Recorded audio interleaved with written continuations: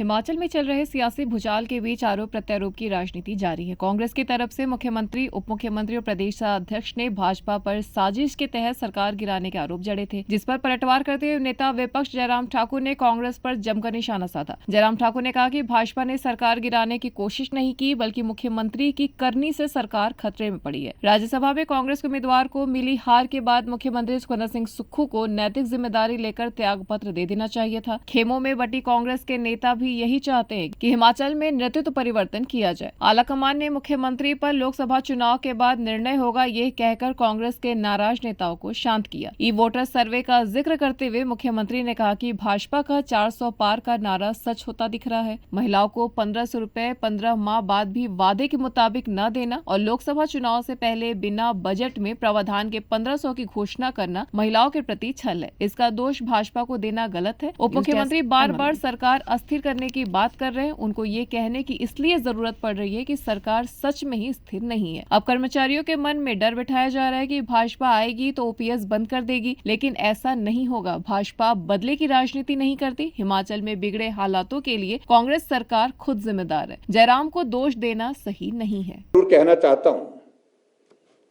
कि हिमाचल प्रदेश में भारतीय जनता पार्टी चारों लोकसभा की सीटें भी जीतेगी और चारों लोकसभा सीट जीतने के साथ साथ में उपचुनाव के चाहे 6 चुनाव हो चाहे ये चुनाव 9, हम सब के सब जीतेंगे हिमाचल प्रदेश में। इस बात को मैं कह रहा हूं क्योंकि कांग्रेस का 15 महीने का कार्यकाल इतना निराशाजनक रहा है कि जग हंसाई हो गई उनकी।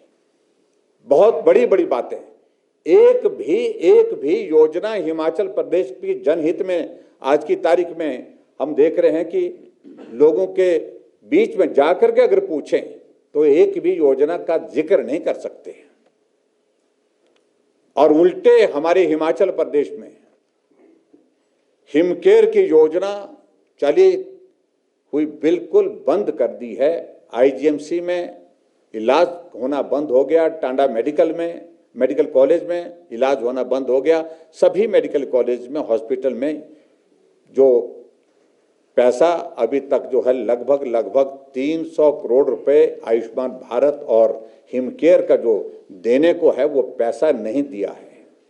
इससे बड़ा अमानवीय व्यवहार सरकार का हो नहीं सकता। जिन गरीब लोगों के लिए हमने मुफ्त में इलाज करने के लिए योजना बनाई, उस योजना के माध्यम से हजारों लाखों लोगों की जिंदगी बचाने में हम सफल हुए हैं। उनका इलाज करके उनको स्वस्थ जीवन देने में सफल हुए हैं।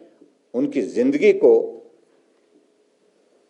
संकट में डाल, उनके जीवन को संकट में डालने की कोशिश कर रही है वर्तमान सरकार, जो गरीब लोग अपना इलाज करने में असमर्थ हैं। इतना भी दया का भाव कांग्रेस की सरकार को है नहीं।